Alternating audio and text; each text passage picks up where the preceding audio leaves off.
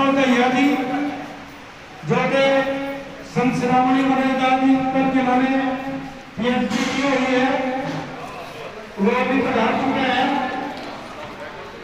तो उनका भी बहुत बहुत स्वागत करने के लिए मैं जोरदार करने से स्वागत किया है।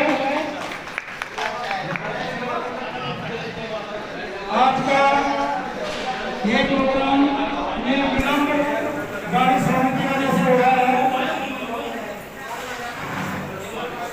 तो कोई बात नहीं, दे रहे हैं। बहुत ही अच्छा प्रोग्राम हमारा होने वाला है।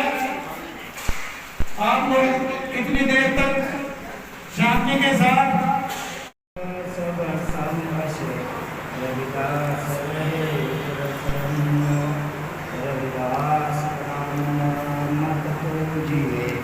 जो होवे वो नहीं पूजिए चरण चंगाल के, जो होवे गुण प्रवीण, जो बोले सोने दई सतगुरु रविदास महाराज की जय।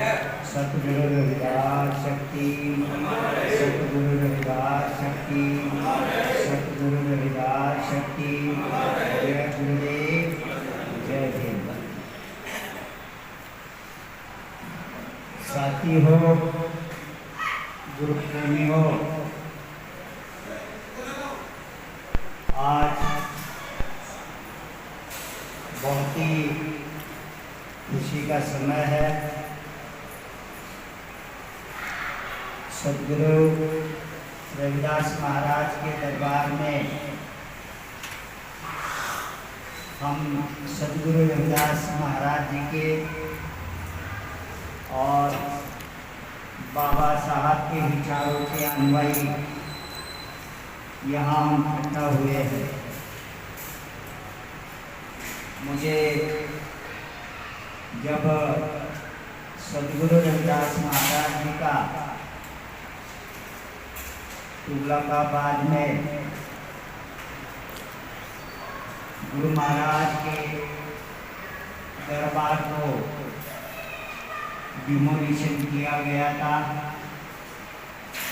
तब यहाँ की संगत हमारे साथ और दिल्ली की संगत बहुत अच्छा जुड़कर हम लोगों ने संघर्ष किया।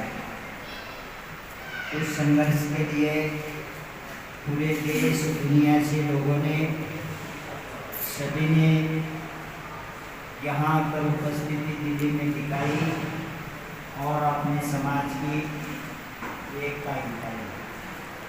हम लोगों को आज का जो हमारा जो कार्यक्रम है, शायद मैं 2 दिन पहले सुरेश कुमार को, राजन जी को और कुछ लोगों को बताया गया था मैं दिल्ली में आ रहा हूँ, तो लोगों को बुलाकर हम लोग बैठकर डिस्कशन करना चाहते हैं। इस मिशन को आगे बढ़ाने के लिए हम लोग सबको जोड़कर आगे बढ़ाने के लिए डिस्कशन के लिए मीटिंग हुई। मुझे खुशी हुई 2 दिन पहले बताने के बाद भी आप लोगों ने इतना अच्छा प्रेम दिखाया, एकता दिखाई। और इस मिशन के लिए मुझे दूसरी खुशी ये है, सतगुरु रविदास महाराज को तो हम मानते हैं, पूजते हैं, लेकिन क्या हम बाबा साहब को नहीं मानते हैं? मानते हैं। उनके वंशज प्रकाश अंबेडकर जी वो आज इस मीटिंग में उपस्थित हैं। हम लगभग मुझे बहुत दिनों से वो मिलना चाहते थे। हम दोनों का समय एक दूसरे को कभी मिला नहीं है, लेकिन कुदरती मुझे लगता है 2-3 महीने पहले हम मिले, एक हो गए। जब हमने उनके सामने सतगुरु रविदास महाराज की विचारधारा के ऊपर डिस्कशन किया, तो उन्होंने भी मेरे साथ बाबा साहब संविधान के बारे में डिस्कशन किया। जब मेरे मन में खुद आया कि भी अभी अभी हम लोग हमारा कारोबार क्यों बिगड़ रहा है, हम नादान विचारधारा के है इसलिए बिगड़ रहा है। अभी अभी हम लोग ये जाति के बारे में इतने एक दूसरे में गर्म हो गए, तो ये आपको पता होना चाहिए कि जैसा ये सोना है, इसको कई कैटेगरी होती है, 22 हो या 24 हो। ऐसे भले हम किसी भी स्टेट में रहे, हम कोई सी भी भाषा बोले, लेकिन दलित अगर बोला गया तो हमारी उपजातियाँ भी बहुत आती है।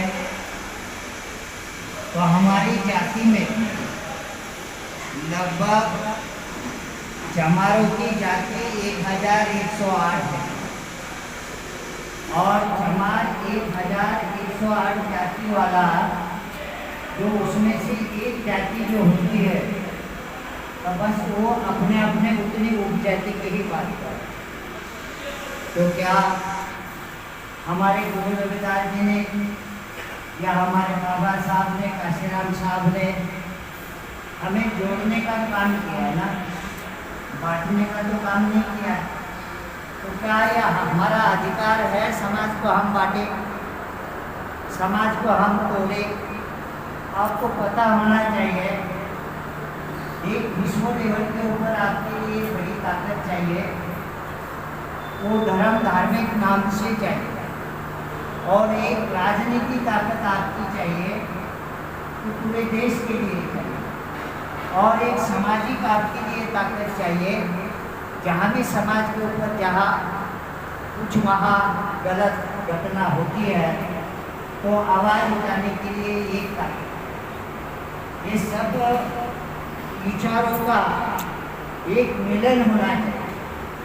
क्या आपके सामने आपके ही जातियों के लोगों को तोड़ा जाता है, उनके संगठनों में जोड़ा जाता है, और आपके ही कारण वो आज धर्म के नाम से इतने बड़े संगठन शाखा चला रहे हैं। तो क्या हम कम से कम राज व्यवस्था, धर्म व्यवस्था, सामाजिक व्यवस्था, इतने तो लोगों को एक होकर इस देश में एकता के साथ रहना चाहिए। आपका क्या कहना है, रहना चाहिए या नहीं रहना चाहिए? रहना चाहिए। तो यहाँ पर शुरुआत होती है सदगुरु रविदास महाराज जी के विचारों से, क्योंकि हम भले चाहिए, मैं एक थोड़ा सा आपको यहाँ का उदाहरण बताता हूँ। पश्चिमी यूपी ये पचास चमारों का गढ़ बोला जाता है, और यहाँ पर वैसे के जाटों भी बोला जाता है। तो आपस में हम उपजातियों में झगड़े कर रहे हैं, और खून के रिश्ते हमारे बेटे बेटियों से वो एक दूसरे में शादी कर रहे हैं। अगर उनमें चमारों में और जाटों में शादी होती है हमारी, तो भाई जब उनके बच्चे हमारे घर में, हमारे बच्चे उनके घर में है, तो आप जरा गहराई से चिंतन करके बताओ कि आप अलग कहाँ से हो गए? आप अलग हो गए? आप अलग नहीं हो गए। तो आप अलग नहीं है। जब हमारे महापुरुषों ने बड़ी शक्ति को जोड़ने का काम किया है, उन्होंने ये स्टेट नहीं देखा। सदगुरु रविदास महाराज जी यूपी में पैदा हुए, तो क्या सदगुरु रविदास महाराज जी ने भी कोई ये संदेश दिया क्या? उल्टा हम उनके कुल में पैदा तो जरूर हुए हैं, लेकिन सही मायने में सदगुरु रविदास महाराज जी की विचारधारा को भी अभी तक हम ठीक तरह से नहीं समझ गए हैं। सदगुरु रविदास महाराज जी ने वास्तव में हमें क्या संदेश देने का काम किया है? जिन व्यवस्था ने हजारों साल से हमें गुलाम बनाने का काम किया, उस व्यवस्था से बाहर निकालने का काम सदगुरु रविदास महाराज जी ने किया। तो क्या हमारा कर्तव्य नहीं बनता है कि सही मायने में हमारे गुरुओं के संदेश उद्देश्य क्या है, जाने पहचाने और उस विचारधारा का प्रचार करें और समाज का जोड़ने का काम करें। अगर हम लोग सदगुरु रविदास महाराज जी की सोच को ही नहीं समझ सके, वाणी को ही नहीं समझ सके, तो हम समाज को क्या समझाएंगे? हम समाज को जब हानि खुद नहीं समझे तो हम समाज को क्या समझा सकते हैं? तो आज हम लोगों को बहुत गहराई से चिंतन करने की जरूरत है। अगर आपके सामने रविदासा धर्म का नाम आता है तो आपको वाइबल होने की जरूरत नहीं है। धर्म कहाँ से शुरू होता है?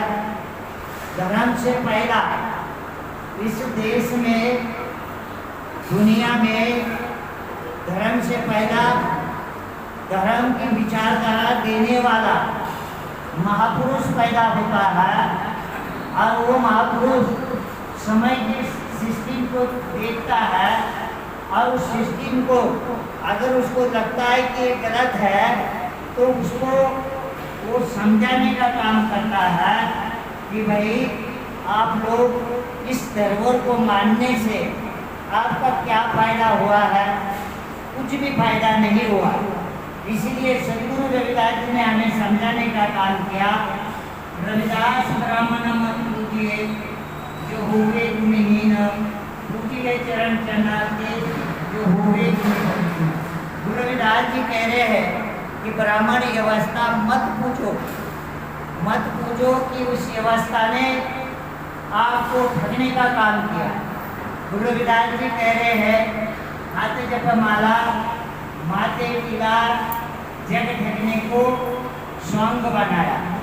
सदगुरु रविदास जी परमात्मा के बारे में आपको समझाने का काम कर रहे हैं कि कभी कभी हम लोग उसके ऊपर चिंतन करते हैं तो हमें उनकी वाणी का निचोड़ निकालने के लिए इतने गहराई से खोज करने के बाद पता चलता है कि हजारों साल के बाद जिन जिन बहुजन समाज के संतों ने इस परंपरा सनातन व्यवस्था को, मनो व्यवस्था को समझाने का काम किया, विरोध किया, वो संतों और महापुरुषों को छोड़ा नहीं गया। लेकिन देखिए